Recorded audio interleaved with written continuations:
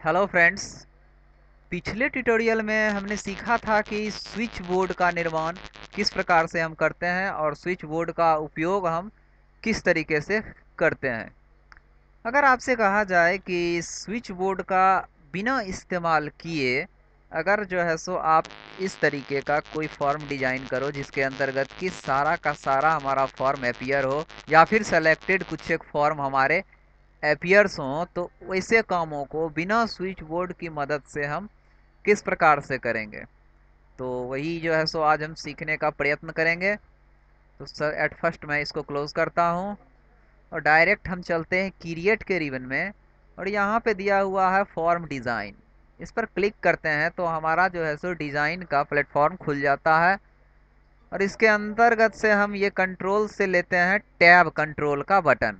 ठीक है, tab control का बटन ले लेते हैं और इसको ड्रैग करते हैं तो हम पाते हैं कि यहाँ पे जो है सो हमारा दो पेज यहाँ पे दिखाई दे रहा है, पेज वन पेज टू। इसको हम जो है सो अपना एक नाम दे सकते हैं। प्रॉपर्टी सीट पे क्लिक करते हैं और यहाँ पेज वन का नाम मैं रखता हूँ सपोज दैट सेल्समैन बिजनेस। ठीक है, चलते हैं सेकंड पेज पर। सेकंड पेज का भी हम नाम रख देते हैं यहाँ पे सेल्समैन डिटेल्स।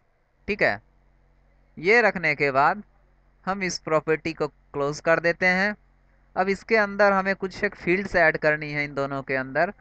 तो क्या करेंगे, ऐड एग्जिस्टिंग फील्ड। ठीक है, तो किसका ऐड करना है, एट फर्स्ट हमें सेल्समैन के बिजनेस को ऐड करना है। तो सबसे पहला आएगा हमारा सेल्समैन बिजनेसमैन।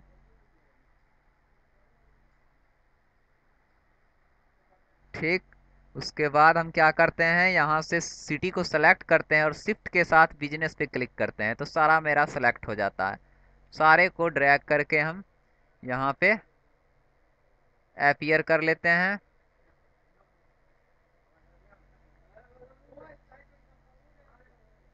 ठीक है, इसका अलाइनमेंट मैंने पिछले ट्यूटोरियल में बता चुका है। लेफ्ट पेंडिंग का एक ऑप्शन होता है प्रॉपर्टी सीट में, इसको सेलेक्ट करने के बाद उससे हम इसकी डिस्टेंस को बढ़ा सकते हैं। नेक्स्ट वन है हमारा सेल्समैन डिटेल्स। सेल्समैन डिटेल्स में चलते हैं, यहाँ पे हमारा स्टूडेंट नेम है, सॉरी सेल्समैन नेम है। सेल्समैन नेम को मैं सेलेक्ट करता हूँ और इसे जो है सो यहाँ एडजस्ट करता हूँ। देन आफ्टर इसी तरह इसका रैंक से लेकर के जेंडर तक को मैं सेलेक्ट करता हूँ और इसको ड्रैग करके यहाँ पे अपीयर कर देते हैं। ठीक, थोड़ा सा अलाइन कर देना है, इसको छोड़िए।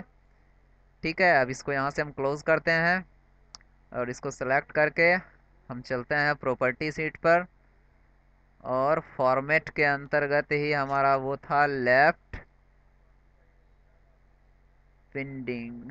लेफ्ट पेंडिंग है यहाँ पे, देखिए इसको मैं 0.5 करता हूँ।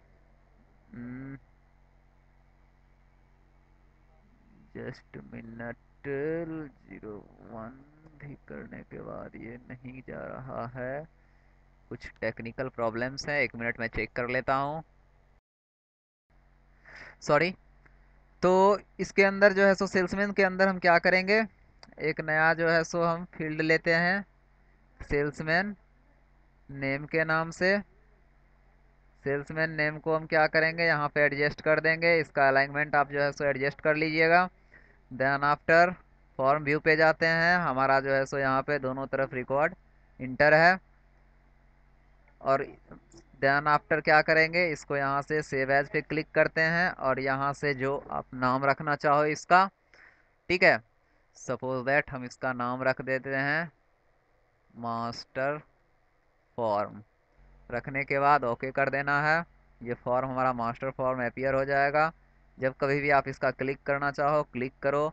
आप लोग इसका डिजाइन व्यू को ज़रूर जो है सो एडजस्ट कर लीजिएगा। सारा अलाइनमेंट इसका जो है सो आप प्रॉपर्टी सीट से जा करके यहाँ से इसका एडजस्टमेंट फॉर्मेट का कर लीजिएगा सेलेक्ट कर करके। अब मैं इसके अंतर्गत जो है सो एक और चीज़ बनाना चाहूँगा, लेआउट को छोटा करते हैं। अगर आप इसके अंतर्गत बटन्स बनाना चाहते हैं तो इसी में आप बटन्स बनाइए। एक बात का हमेशा ध्यान रखिए, मैं ये बटन्स इसके बाहर बना रहा हूँ, जो हमारा डिजाइन हुआ है उसके बाहर। चूंकि बाहर बनाने के बाद होगा क्या कि आप ये दोनों टैब के अंतर्गत इस एक्शंस का इस्तेमाल कर सकते हैं। अगर अंदर बनाते हैं तो मौजूदा टैब में ही आप उसका इस्तेमाल कर पाओगे। ठीक है।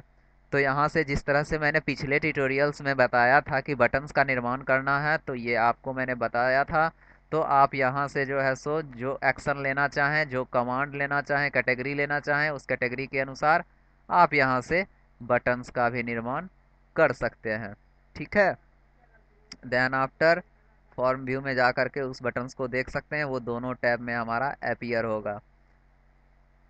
तो I think this is wonderful for you. Signing off the day. Have a wonderful day.